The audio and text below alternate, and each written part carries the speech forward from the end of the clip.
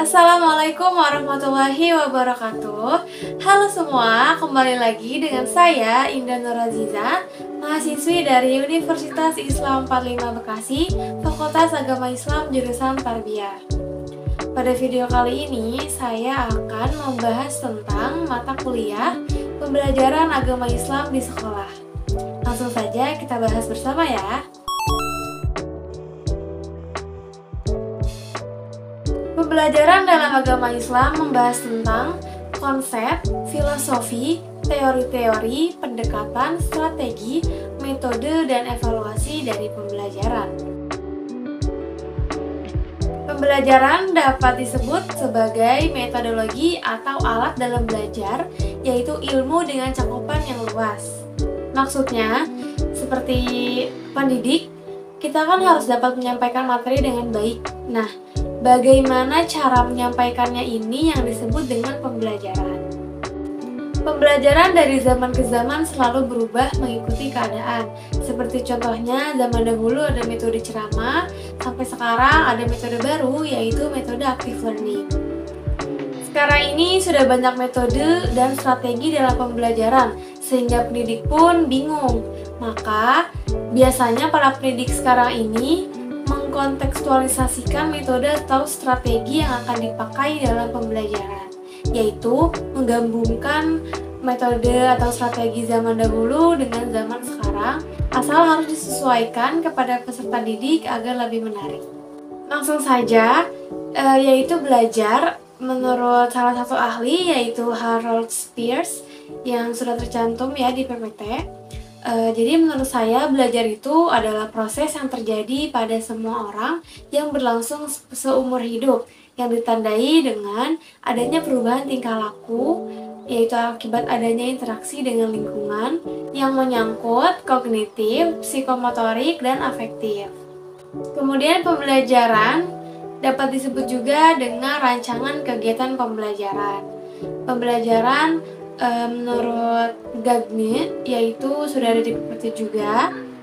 Pembelajaran menurut saya yaitu pembelajaran adalah tindakan yang dirancang untuk mendukung dan mempertahankan proses belajar agar pelaksanaannya terkendali. Kemudian ada ciri-ciri pembelajaran, yaitu terjadi secara sadar dan sengaja, kemudian harus membuat siswa belajar, ada tujuan, dan harus terkendali.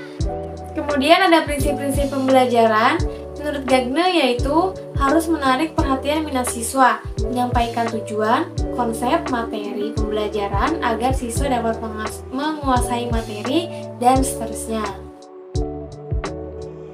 Kemudian masuk pada teori belajar. Teori belajar ini ada 4. Yang pertama behavioristik, yang kedua kognitivistik, yang ketiga konstruktivistik, yang keempat humanistik. Yang pertama teori behavioristik, yaitu adanya perubahan tingkah laku yang disebabkan adanya interaksi dengan lingkungan yang ditandai dengan adanya stimulus dan respon. Teori behavioristik ini menganggap manusia ini seperti gelas kosong, sehingga memunculkan kegiatan pembelajaran yang pasif dengan guru sebagai sumber ilmunya saja. Menurut ahli Ivan P. Pavlov, ia melakukan percobaan terhadap anjing. Pada saat anjing diberi makan dengan diberi tanda bel, maka responnya itu berupa keluar air liur. Jika kegiatan itu selalu dilakukan, maka ketika pemilik hanya memanggil nama si anjing tersebut tanpa memberi makan, maka si anjing ini langsung memberi respon berupa air liur. Menurut Pavlov, kondisi ini dapat dilakukan juga dalam manusia, yaitu diajarkan terus-menerus. Kemudian yang kedua ada teori kognitivistik, yaitu pengetahuan yang sudah dimiliki oleh seseorang, kemudian dikembangkan melalui interaksi lingkungan. Selanjutnya teori konstruktivistik, yaitu proses pembentukan yang sudah ada dalam diri seseorang dan terus berjalan karena adanya pemahaman baru atau pengalaman baru melalui interaksi. Proses belajar konstruktivistik ini berlangsung aktif karena siswa mengkonstruksi pengetahuannya sendiri dan guru hanya sebagai fasilitator saja.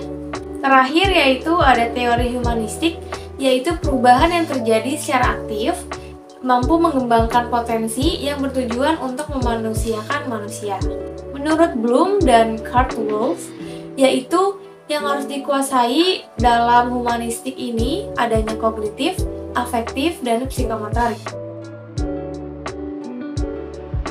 Kemudian masuk ke pendekatan dan strategi dalam pembelajaran. Pendekatan adalah sudut pandang pendidik dalam proses pembelajaran. Kemudian ada macam-macam pendekatan pembelajaran, yaitu kontekstual, materi harus dihubungkan dengan kondisi terkini. Yang kedua itu konstruktivisme, yaitu harus aktif. Yang ketiga pemecahan masalah, yaitu harus berpikir secara kritis. Yang keempat itu ada integritas. Yang kelima itu induktif, dan yang keenam itu saintifik atau mengamati. Nah, jika kita hubungkan teori tadi dengan pendekatan pembelajaran, maka untuk teori behaviorisme ini kan menganggap manusia ini seperti gelas kosong. Maka pendekatannya adalah guru sebagai sumber ilmu. Kemudian yang kedua, teori kognitivisme ini pendekatannya adalah siswa aktif. Yang ketiga yaitu konstruktivisme, pendekatannya itu guru sebagai fasilitator saja. Dan yang keempat yaitu humanistik, pendekatannya adalah perkembangan potensi diri. Jadi yang dimaksud dengan pendekatan, model atau strategi itu contohnya dalam teori kognitivisme. Kognitivisme ini kan siswa harus belajar aktif ya atau kritis gitu. Jadi pendekatannya siswa harus aktif, kemudian modelnya ini active learning, dan strateginya ini bisa riset, diskusi, atau membaca. Selanjutnya ada metode dan evaluasi pembelajaran. Metode pembelajaran adalah cara pendidik mengajar dengan seluruh alat atau media yang sudah ada untuk mencapai tujuan. Dalam metode pembelajaran ada beberapa fase. Yang pertama ada pendahuluan, yang kedua ada pembahasan, yang ketiga yaitu ada kesimpulan. Selanjutnya ada klasifikasi metode pembelajaran. Yang pertama yaitu strategi pembelajaran langsung, yaitu yang diarahkan langsung oleh guru. Yang kedua, strategi pembelajaran tidak langsung, yaitu pemecahan masalah yang sudah ada. Kemudian yang ketiga ada interaktif, yaitu diskusi. Yang keempat itu mandiri atau inisiatif. Yang kelima itu pengalaman. Yang keenam itu role playing atau memerankan tokoh. Dan yang ketujuh ada karya wisata atau observasi. Saya akan memberikan contoh pembelajaran dalam klasifikasi pembelajaran, yaitu role playing dan karya wisata. Contoh pembelajaran dengan metode role playing ini yaitu dalam pelajaran akidah dengan tema riya misalkan.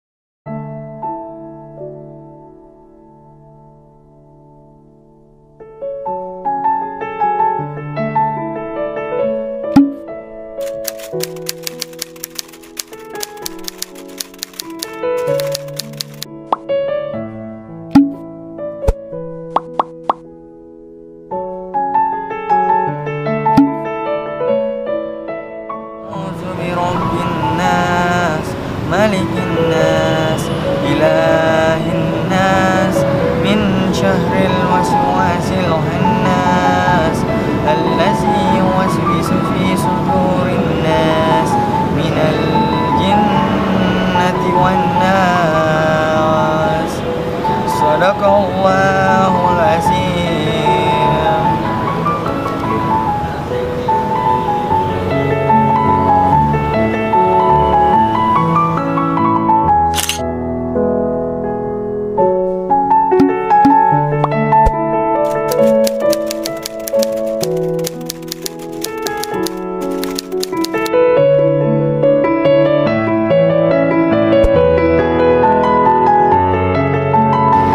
Saya sumbang 100 juta.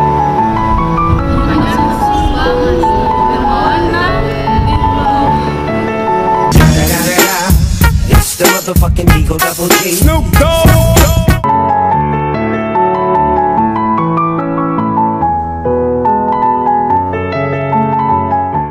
إن المنافقين يخادعون الله وهو خادعهم وإذا قاموا إلى الصلاة قاموا كسالى يراءون الناس ولا يذكرون الله إلا قليلا.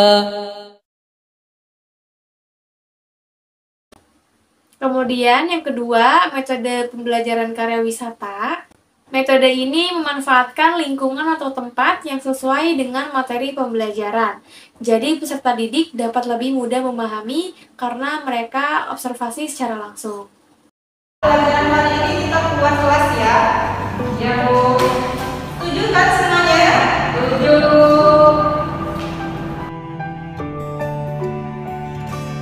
Ayo Nana. Ya? Ya Bu.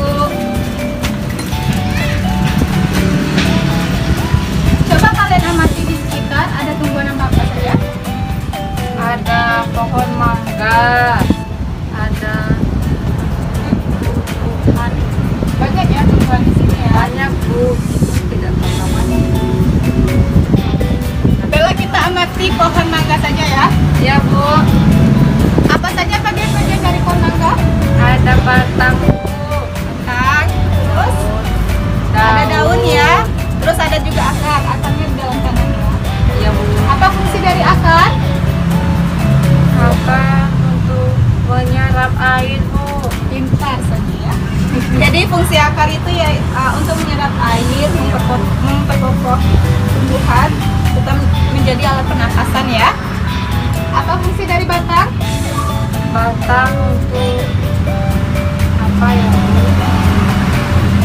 Batang berfungsi sebagai pengangkut, penopang, dan menyimpan cadangan makanan pada tumbuhan. Nah, yang terakhir ini ada evaluasi. Setelah membahas tentang konsep, fisiologi, teori, pendekatan strategi, dan metode, berlanjut ke bagian evaluasi pembelajaran. Evaluasi pembelajaran sendiri adalah kegiatan untuk menentukan hasil yang telah dilakukan untuk mengetahui mutu atau hasilnya. Konsep evaluasi sendiri yaitu ada pengukuran pembelajaran, yaitu pengumpulan data dengan ukuran tertentu yang berupa nilai kuantitatif atau angka, misalkan 100 atau 90. Yang kedua, penilaian pembelajaran, yaitu proses penentuan penilaian sesuai standar penilaian tertentu, yaitu dengan nilai kualitatif. Dengan huruf, misalkan A sangat baik, seperti itu. Kemudian yang ketiga, ada evaluasi pembelajaran, yaitu kegiatan untuk mengetahui pengetahuan, sikap, dan keterampilan siswa. Dalam evaluasi pembelajaran, instrumen evaluasi dapat dilakukan dengan dua cara, yaitu tes bisa dengan uraian, dan non-tes bisa dengan observasi atau angket.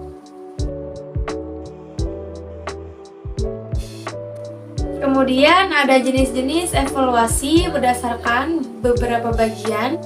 Yang pertama, evaluasi tujuan, yaitu ada evaluasi formatif seperti ulangan harian per bab. Kemudian ada evaluasi sumatif, yaitu ulangan akhir semester. Yang kedua, evaluasi sasaran.